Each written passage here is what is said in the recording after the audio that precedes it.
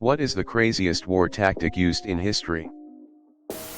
When the ANZACs pulled out of Gallipoli, they converted some of their rifles to be self-firing, using string to pull the trigger and water dripping out of a can for the timer, and left them behind to make it seem like they were still occupying their abandoned trenches.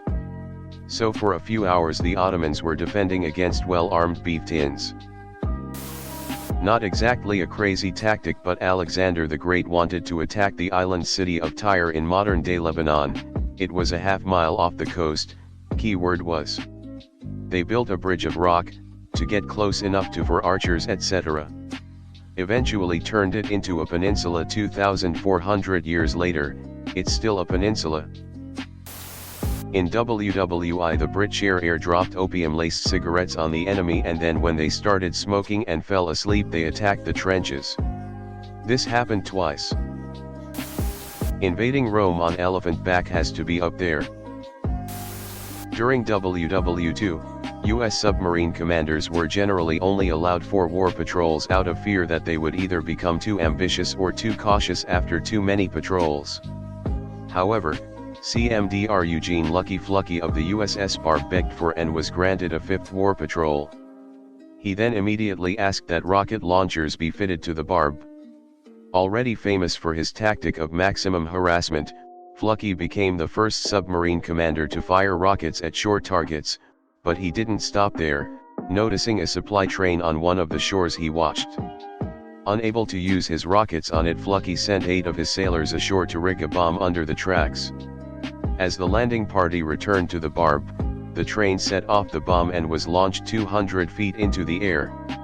This was the only time Allied forces landed on the Japanese home islands during WW2 and the only known time a submarine has sank a train. Flucky was a wild man though. On his way back to port without any torpedoes left, he was one sunk ship away from winning a bet, so he rammed the Barb right into it. TL/DR, a wild man in command of a submarine blew up a train during WW2.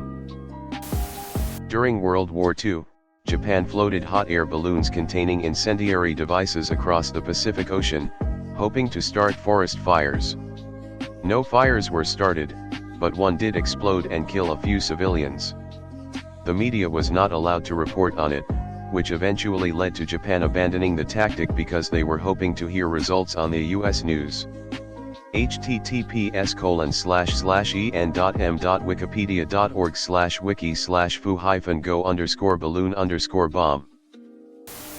The Persian Empire was noted as putting their largest men on their smallest ponies, and organizing them into parade units. Enemy cities saw them from far off and thought that they were giants riding normal-sized horses, and would often either give up, or it would lower morale just enough in order to get the upper hand. Probably not the craziest, but pretty creative. Even the USS Texas was assigned to the D-Day invasion. They find the cannons didn't have the reach to keep supporting the troops, so the captain ordered one of the torpedo blisters filled with water. This caused the ship to lean to one side, which increased the arch of fire of its older guns. Biological warfare.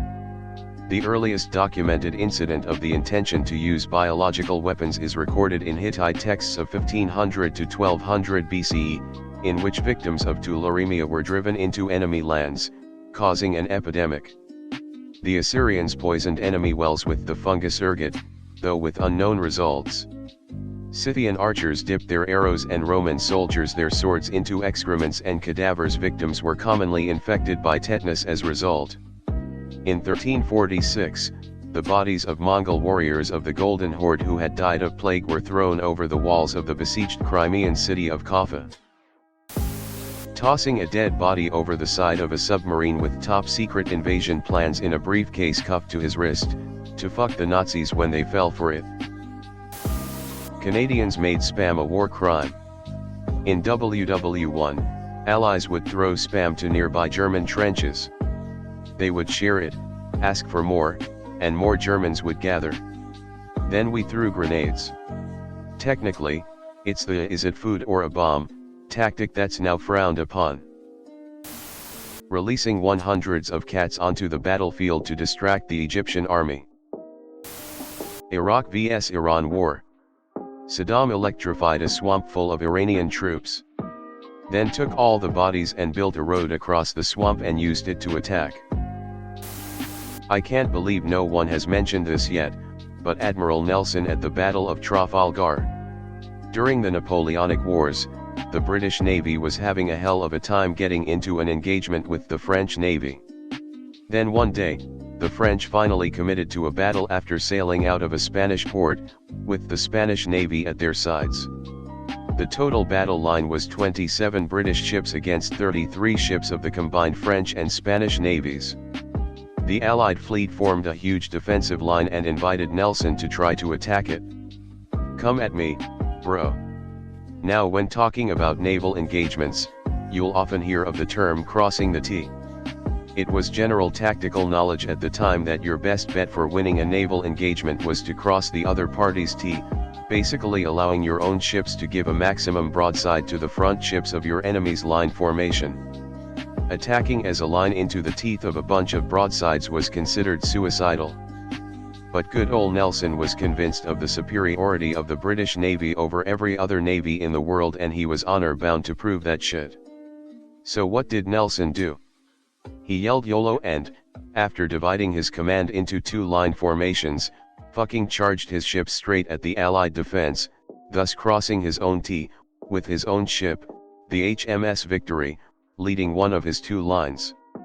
His ship and the other lead British ship took terrible hits, but they reached and broke through the French and Spanish line. But get this, when his two lines broke through, they kept right on sailing, which cut the French and Spanish Navy into three parts, in between his own two lines. Suddenly, the French and Spanish navies were having their own T's crossed, with British ships firing all guns and giving full broadsides in both directions as they sailed right on through to the other side. As the smoke finally started to settle, 22 ships of the Spanish and French navies were destroyed. Not a single British ship was lost that day. Nelson, who died later that day from a bullet wound, and the British Navy sailed into history that day as eternal badasses. U.S. recruiting Navajo radiomen so that their radio signals would be hard to decode. They were instrumental in maintaining uninterrupted communications in Iwo Jima and Okinawa. Hashtag Olga and the Dreb Lions. TL.DR, a neighboring tribe killed her husband, she genocided them. I'll summarize as best I can, this should be a movie. Olga was married to Prince Igor I of Kiev. Igor was in the guardianship of Oleg, who lead a tribal federation became known as Kievan Rus, a territory covering what are now parts of Russia, Ukraine, and Belarus. The Dreb Lions were a neighboring tribe that participated in military campaigns with Kievan Rus and paid tribute to Igor's predecessors. They stopped paying tribute upon Oleg's death and instead gave money to a local warlord. In 945, Igor set out to the Drevlian capital to force the tribe to pay tribute. Confronted by Igor's larger army, the Dreb Lions backed down and paid him, but midway back Igor decided they didn't pay enough and took a small party back to get more money. The Dreb Lions murdered Igor by a gruesome act of torture in which he was captured by them, tied to tree trunks, and torn in two. Olga ruled Kievan Rus as regent on behalf of their son.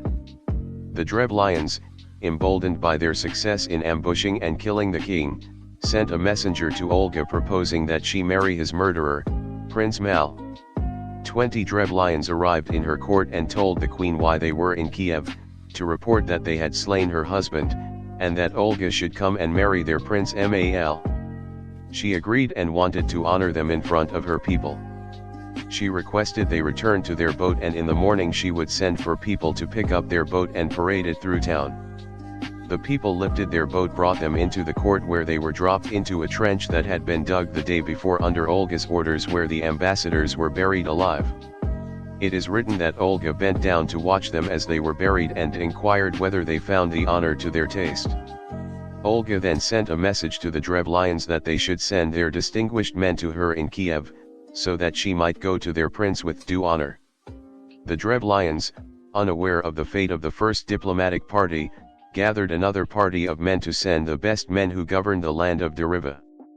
When they arrived, Olga commanded her people to draw them a bath and invited the men to appear before her after they had bathed. When the Drevlians entered the bathhouse, Olga had it set on fire from the doors, so that all the Drevlians within burned to death. Olga sent another message to the Drevlians, this time ordering them to prepare great quantities of meat in the city where you killed my husband, that I may weep over his grave and hold a funeral feast for him. When Olga and a small group of attendants arrived at Igor's tomb, she did indeed weep and hold a funeral feast. The Drevlians sat down to join them and began to drink heavily. When the Drevlians were drunk, she ordered her followers to kill them. According to the primary chronicle, 5,000 Drevlians were killed on this night, but Olga returned to Kiev to prepare an army to finish off the survivors. Olga led her army to the Drevlian capital and laid siege for a year. Stuck in a stalemate, she offered the Drevlians to pay tribute and her army would leave. "Give me 3 pigeons, and 3 sparrows from each house," was her request. Olga then instructed her army to attach a piece of sulfur bound with small pieces of cloth to each bird. At nightfall, Olga told her soldiers to set the pieces aflame and release the birds. They returned to their nests within the city, which subsequently set the city ablaze. As the people fled the burning city, Olga ordered her soldiers to catch them, killing some of them and giving the others as slaves to her followers. In North Africa, the British put fake maps in a jeep. It was driven by an English officer who had been giving secrets to his belly-dancing Egyptian lover, who passed them on to the Egyptian Brotherhood, who in turn passed them on to the Nazis. The British found him out, and decided to kill 2 birds with 1 stone. They put the maps in the glove compartment, and instructed him to drive a certain direction. A bomb planted in the jeep by the British killed him, and drew the Germans' attention. They found the maps, which indicated smooth driving at a certain narrow pass, which was actually sandy. The German tanks got stuck, and were decimated by the British artillery hidden nearby. The book Bodyguard of Lies is one of the most fascinating war books I've ever read. The British in WW2 were amazing at deception. I think it was ancient Cambodia who had the practice of dragging criminals to battle, and were instructed to cut off their own heads to demoralize the enemy, otherwise their families would be killed. Kamikaze pilots has to be up there. I vaguely remember a siege where a Chinese city refused to surrender to Genghis Khan, so he asked for a tribute of thousands of pigeons, rats, and cats as a token of respect in exchange for his departure. The city rounded up the various animals and delivered them, and he had his men tie wicks to all the animals and set them aflame before releasing them. The animals all fled back to their homes, setting the city on fire. Inflatable tanks, trucks, and fake paratroopers to make the Axis think D-Day was going to happen somewhere else. What we think of as war is really about logistics and projecting power. Getting people and goods to where they need to be is the most important aspect of a war. Everything else is just a series of inconsequential battles if you cannot project power and sustain momentum. To that end, getting food to the troops is paramount. An army marches on its stomach. To that end, one of the craziest tactics was done by Catherine the Great of Russia against the Ottomans. To feed the army, Catherine would issue bills of exchange to Ottoman peasants to pay for grain, the asinat. This was a future promise to pay the bills. The Ottomans had a fixed price for grain, which was the price ceiling that nobody was allowed to sell above. This was paid in gold, which would have been too heavy to carry around and likely would have been stolen by Russian generals. When her army invaded, it was fed by paying above market rates of the Ottomans' own grain using these asinats. This also deprived the Ottoman troops of bread, and thousands of troops deserted or revolted. What backed these asinats if they were not backed by gold? They were backed by the promise of conquered land, that the Ottoman peasants were working for the Sultan. Catherine bought Ottoman bread by paying above market rates, backed by the land she intended to conquer. To put it in context, you show up with a gun to rob a bank and bribe the security guard with the money you are intending to steal. Siege warfare. Chucking dead horses over the castle's walls. For shock and awe effect and to poison the water supply. Can you imagine dying from a falling rotting horse? I don't know if it was just a story, but I heard about this Chinese lord who left the gates to his city open and unmanned before a superior army stormed them. They didn't end up attacking because they thought it was a trap. Col. Joshua Lawrence Chamberlain's defense from a Confederate attempt to flank the Union forces on Little Round Top at Gettysburg by pivoting and then ordering a bayonet charge running downhill when ammo was expended was ballsy. Seeing it reenacted in the film Gettysburg gave me a lump in my throat and dust started getting in my eyes. I don't know if it's crazy or brutal, but Spanish conquistadors would unleash armored mastiff dogs on the indigenous people. The indigenous people hadn't encountered such large dogs, nor had they seen them in war. The dogs would be unleashed and would tear humans apart. The dogs were large, well-trained, armored, and extremely energetic and enthusiastic when set loose on people. In Vietnam, the Americans used haunted noises to scare the OPPs. Genius. Marines of Fox Company in Korea used their own dead as decoys for Chinese raids. Chinese would attempt to get close, stab what they thought were sleeping Marines and lazy sentries just to get filled with lead. Also, the one Chinese officer would speak fluent Chinese to make them think they came across friendlies. Siege of Malta 1565, the militia took a dead Turk, replaced his head with a pig's head and tied the body to a post. When the Muslim Turks saw the body desecrated with filth of a swine, they rushed out in the open to recover the body, which was in a kill zone for an ambush. In Mexico, a native tribe once destroyed a Spanish attacking force by setting up huge trenches and filling them up with all the peppers they could get their hands on. They proceeded to light it on fire, making a toxic smoke that was extremely painful to breath. Chemical warfare, bye-bye. William of Normandy sent his best cavalry into battle at the middle of the Saxon line.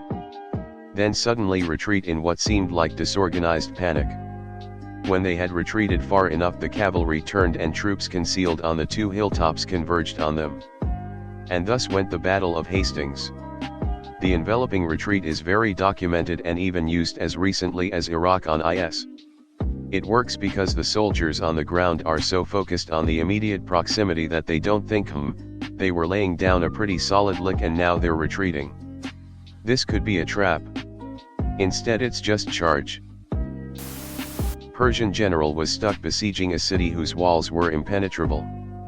So, unbeknownst to him, one of his high commanders cuts off his own nose, and one of his ears. He then goes before the general, who is a bit disturbed, asking why his commander would do this. The commander says that it is part of his plan, and he knew that the general wouldn't be on board with it if he asked first.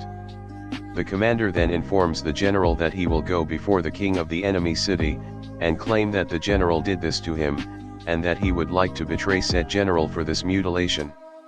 The commander then told the general to send his weakest men to a specific place so that the commander, leading the enemy forces, could win a major victory, solidifying his place with the enemy city.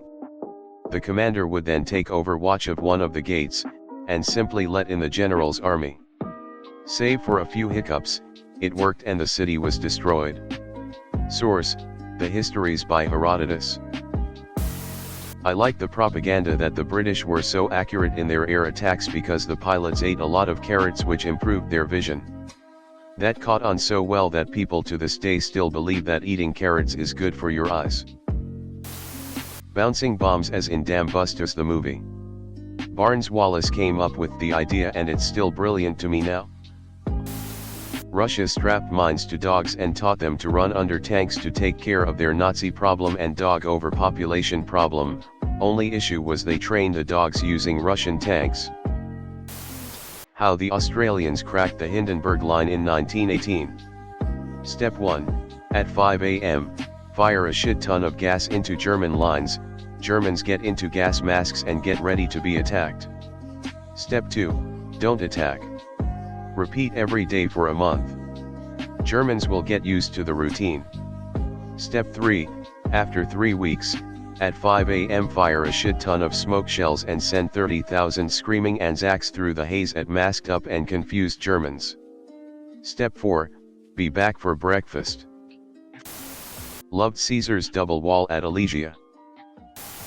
Olga of Kievan Rus and her damn pigeons. The reason why Americans call the British limeys. Between the 16th and the 18th century, a nasty disease called scurvy plagued sailors, killing roughly 2 million during that time. A surgeon named James Lind, who worked for the Royal Navy, figured out it was due to the sailors' diet. A deadly vitamin C deficiency due to the kind of food being served aboard ships. It became Royal Navy policy to squeeze citrus fruits like limes into their crew's grog to save them from scurvy. As a result, the British would often turn up with full manpower on every ship while other crews were still being devastated by scurvy. The British figured this out in the 18th century, but the Americans didn't end up figuring it out until the next century and were wondering why the fuck the British kept trading for all their limes as nobody else ever bought them. There's an article about here if anyone wants to know more. https://www.health.mil/news/articles/2022/0-1//1/0/the-British-history-of-scurvy. In the War of 1812, the British/Canadians were trying to take Detroit but were severely outnumbered. They only had a couple hundred British soldiers, and a few hundred militia and native warriors. They couldn't wait because another American force was on the way. So as they set up camp across the river, they dug trenches, and would march by in full view of the Americans, then duck into the trench and sneak back to march by again. At night they would light extra fires, and at dinner time they would do the same trench trick, the same guys repeatedly lining up to get pretend food. They also gave extra British uniforms to the Canadian militiamen so it looked like there were thousands of British soldiers. The Americans had men but not the supplies or morale to endure a siege against an apparently superior British force. So they surrendered the fort without a fight. The guy who founded my hometown was known as Stovepipe Johnson. He was a Confederate soldier, yeah, I know, during the Civil War, who captured an entire town that had been held by the Union Army by tricking them into thinking a length of stovepipe propped up on 2 wagon wheels was a cannon. In July 1862, in his Newburgh raid, Johnson captured the town of Newburgh, Indiana, bluffing its sizable Union militia force into surrendering with only 12 of his men and a stovepipe mounted and a burnt black log on the running gears of an abandoned wagon to form a Quaker cannon. His capture of the first northern city to fall to the Confederates made the news even in Europe, and Johnson's men thereafter nicknamed him Stovepipe. https://en.wikipedia.org/wiki/stovepipe_Johnson